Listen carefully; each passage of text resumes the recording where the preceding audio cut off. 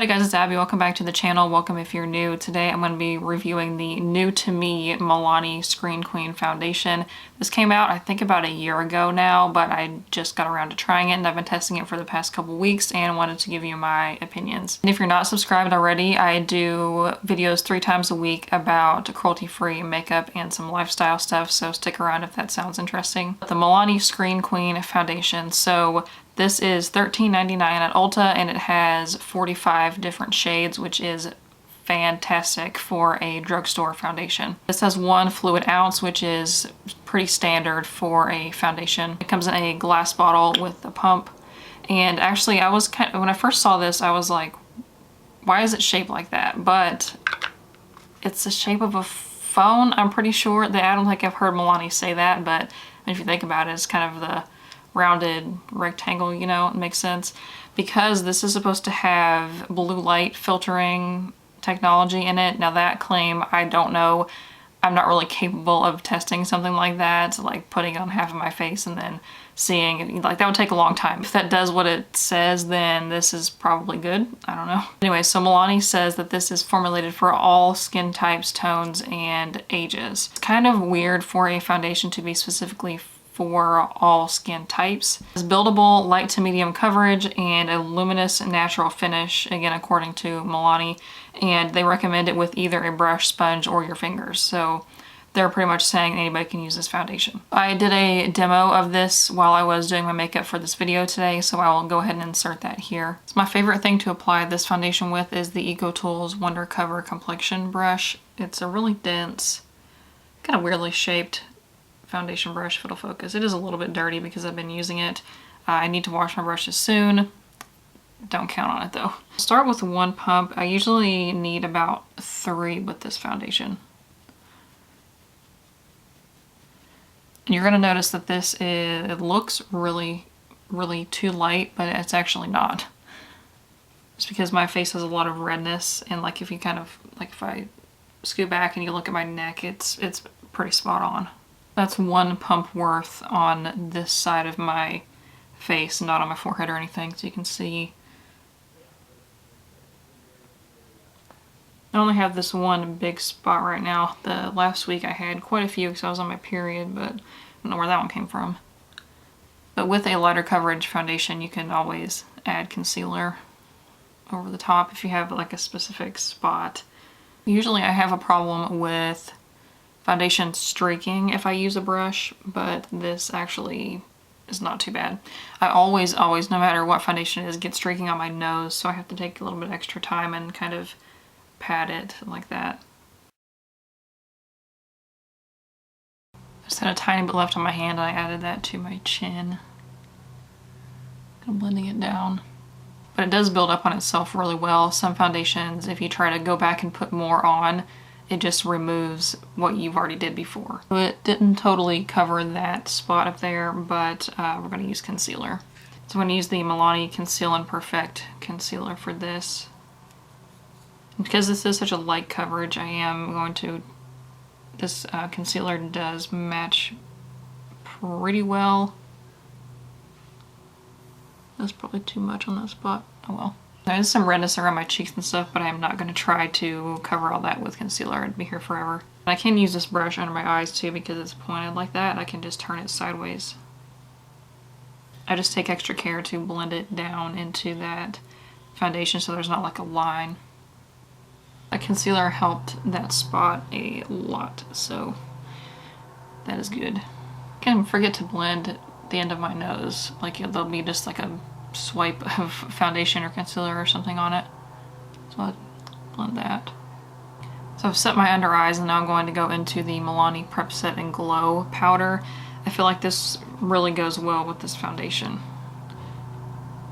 It's because it is more of a dewy finish and this is more of a dewy finish powder, so it works pretty well. And this powder works better with my skin tone because some other powders, it's not that they don't really work with my skin tone, it's that they kind of make my foundation oxidize or like change the color of it a little bit, even if they are supposed to be translucent.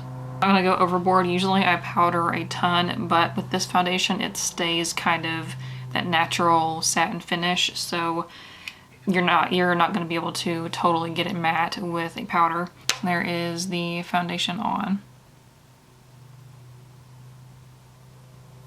So as you can see, this was easy to apply. It was not streaky. It definitely is on the more lighter medium coverage side of foundation. It's not going to be full coverage at all. And some of the reviews that I saw on Ulta's website said that it was full coverage, but that's baloney. There's no way you're getting full coverage out of this unless you have like flawless skin already. It does stay slightly tacky on the skin. It's not going to totally set down matte because it is not a matte foundation. You can see on my face now, after I've done the rest of my makeup, I only have highlighter on my cheekbones and on my forehead a little bit. And you can see it's still kind of dewy. That is also with the help of this Milani Prep Set and Glow powder. This would help to kind of set the foundation, but also help it retain that shine, or not really shine. This is hard to explain, but like that natural finish. I have found that a setting spray helps. I'm actually testing some different setting sprays against each other, so stay tuned for that video. I'm comparing 2 different ones, seeing if they actually set the makeup or not, which I thought they did, but maybe not. But as you can see in this clip right here that I'm going to insert, it is not watery. So most lighter coverage foundations are pretty watery and runny, but this one was definitely consistent with a typical foundation.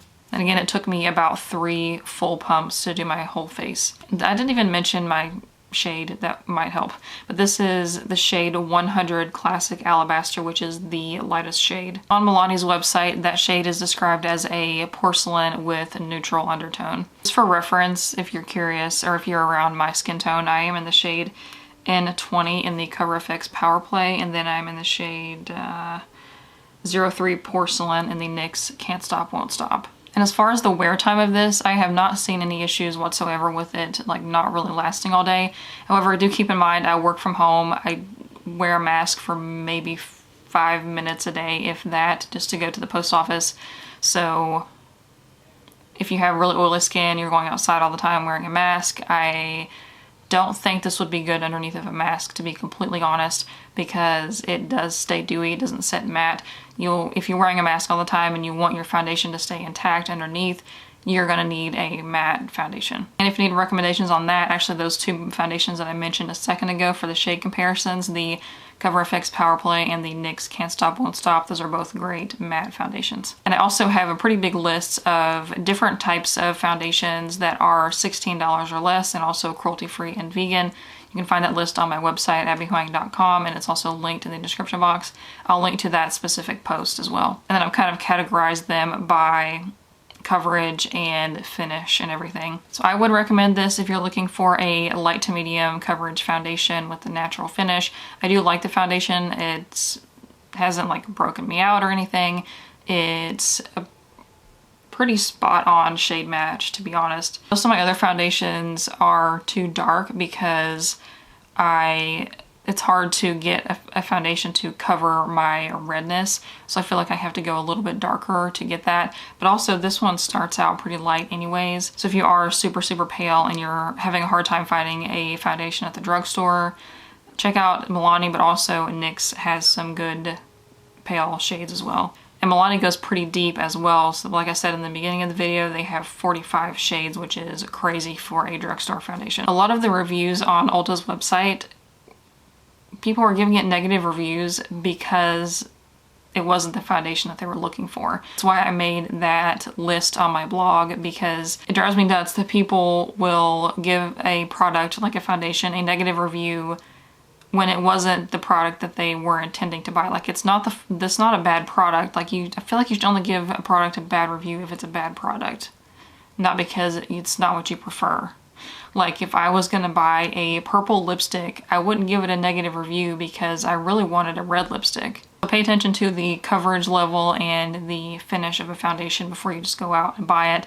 That'll give you a little bit better success rate at finding a good foundation. So I hope this was helpful. Let me know if you have any questions about this foundation or any other ones that you want me to try. Again, I only use vegan and cruelty-free ones that are certified on Logical Harmony. And I do have 2 new ones actually that I just got around the Ulta sale. So this is the Say What foundation, and then I have the KVD True Portrait foundation. Let me know which one you want to see next, and also if you have any suggestions for what I should talk about or show in these foundation review videos. I do really like foundation, and I feel like that's one thing that I would splurge on a foundation, even though I got these like half off at the sale. So thank you guys so much for watching. You can click up here to watch my most recent video, or click up here to watch my full face of cream and liquid products video. And I'll have a link to the Milani Screen Queen foundation as well as the Prep Set Glow Powder if you're interested in that. And I'll also have links to my blog and my social media as well if you want to follow me there.